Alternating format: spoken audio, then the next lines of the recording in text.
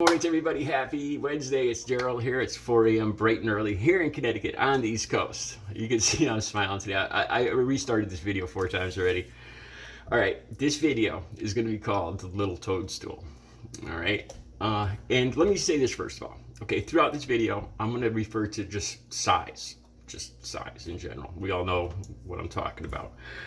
And I want to say this. This isn't really about the actual physical reality of each male person, the physical reality. This is about how men feel about themselves, what they believe in them, how they picture themselves, how they feel women look at them or men look at them, their self-confidence, their self-esteem. That's what this is truly about. Okay. The title of this video goes to, it's Stephanie Grisom's book. It just came out. I'll take your questions now. That's what it's called. It's Trump's press secretary, Stephanie Grisom, her new book. She talks about Donald Trump calling her about 3 or 4 years ago when Stormy Daniels' book came out. Because Stormy Daniels described Trump physically. And apparently, Stephanie Grisom in her new book says Trump was concerned about this. So he calls up his press secretary and says, no, this is wrong. I am not shaped like a toadstool and I am not small. And Stephanie Grisom says she was just shocked by it. Okay, thank you, Mr. President. What do you do with that? Is that, you going to go up in front of the press? Did he really want her to go in front of the press and deny his shape and size? Hey, I'll admit this too. All right. Here's the things a lot of guys won't admit. Back in the locker rooms, man, guys come in all shapes and sizes. That's the truth. I'm going to have links down below. There's a couple links that talk about the size of men in the Americas. Yes, and even Native American men. And I'll admit, back in high school, man, you can't help but notice. You're all standing in lockers, and you're talking, laughing to your buddies. And even if you're looking them in the eyes, you still can't help to notice what's there, And some guys, I guarantee you, we all remember the guy that had the most equipment. Hey, Tom Mittendorf, how are you doing, buddy? I just gave him some big props to Tom Mittendorf. All right, anyway. So I'll admit this too. When Stormy Daniels' book came out, I paged right through it, man. Speed read right to, because I was curious. I want to know if what I believe is true. To me, Trump fits the criteria perfectly. And it's not, I'm not saying it's about his actual size or shape. It's about how he feels about his size and shape. To me, he strikes somebody that is insecure. He's concerned about how people, you can't even call it concern. He is just obsessed to the extreme with how people respect him, his power, never admitting he's wrong, it's wrong, and then there's a little race throw in there too, and I'll get to that in a second. This is something, it's just a personal opinion. I think a lot of the wars across the entire country throughout human history go back to this, to guys in their size, or more specifically, guys in insecurity, and women. A lot of men, I think, are just, it's not even about the physical size. It's about, well, it really is. We all know it really is. That's another thing in this video. This video is not about self-promotion. I am not going to sit here and talk about what I got or what I don't got or anything about that. That's not what this is about. I'm not going to say anything about that. It's just it's a theory I have. All right, so Trump. And I believe, look at his red tie. Look at the size of that red tie, how long and big it is. Tell me, I'm not a psychologist, but to me, that screams insecurity. I'm insecure about my size. He looks in the mirror and he wants to see something large there. Like I said, and again, it's not even about the actual, it really is, not about the physical size. It's about the way men feel about themselves. I think, like I said, growing up in high school, it all starts. Women are conditioned to tell us, because, the double standard, they don't want to look like we'll say harlots. You know, they have to say specific things to keep their menfolk happy.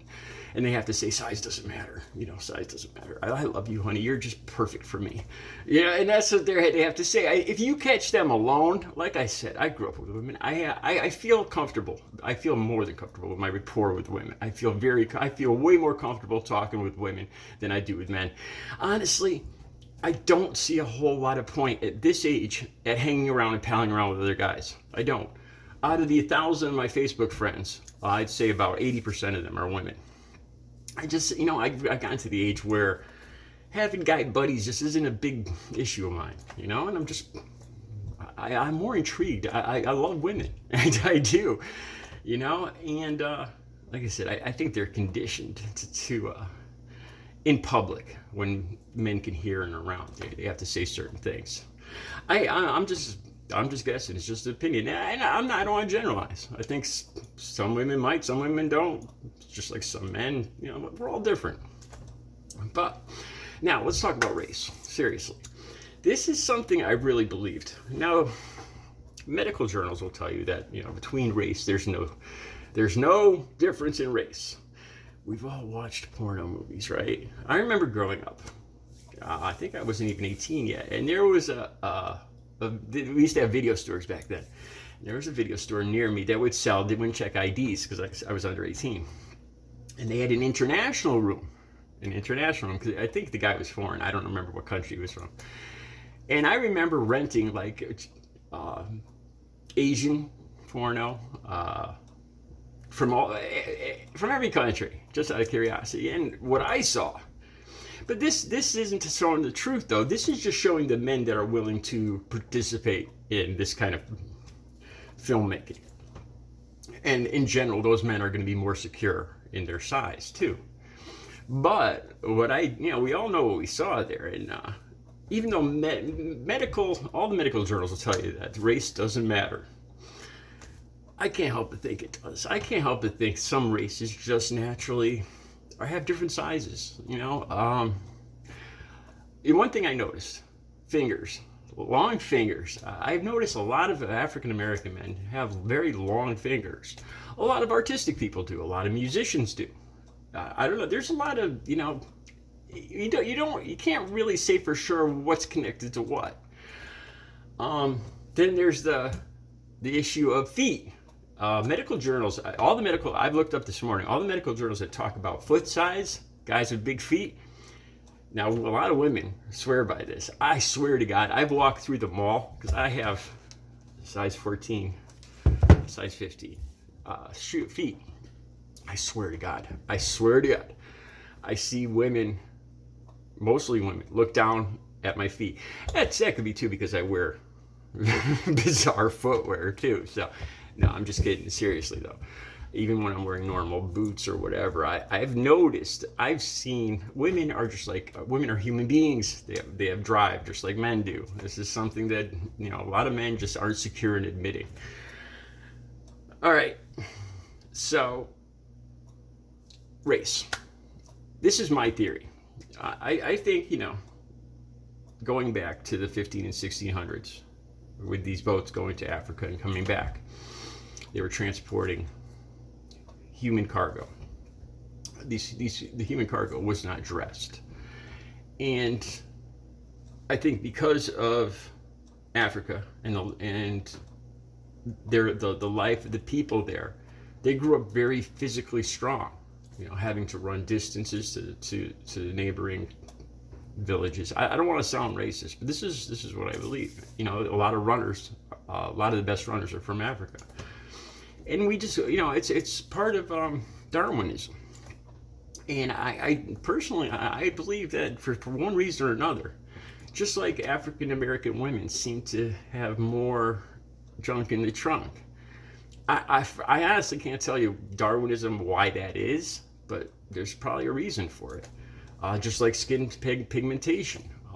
So I believe, you know, when they first started wrongly, you know, transporting human cargo here, I believe that a lot of the Caucasian men noticed African Americans are very fit, in very good shape, good size, and immediately And when their women saw them, the women talked, and this troubled some men that were insecure. And I truly believe, not all, but I truly believe a lot of the intense racism, I see like racism today, where there's these groups and these individuals that are just so consumed with this specific group of people that the intense dislike. And I wonder, there's got to be a basis for that. And it's not just about Black Lives Matter or this or that, or perceived criminal activity. I think I feel it goes way deeper. That kind of rage and anger goes way deeper. And I think it's about insecurity. I think a lot of this racism comes from a fear that they're going to lose, or that their women secretly want other people, other races. I believe this. I do. I really do. Because there's got to be a reason for this intense hatred.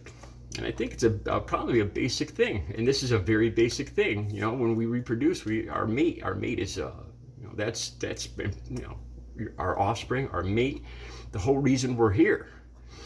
And if we feel that somehow we're going to lose that to somebody else, well, that's cause for some pretty extreme aggression to that person, because that's their whole reason for being here, to reproduce. You see what I mean? It's just a theory. I could be wrong. Then again, maybe a cigar is just a cigar. I don't know. But Donald Trump fits the mold, man. Insecure. Hey, maybe he's not. Maybe he's a little toadstool. Maybe he's not. But one thing I can tell you for sure is he's definitely insecure about whatever he is. All right, you guys have a great Wednesday. I'll be back later with another video.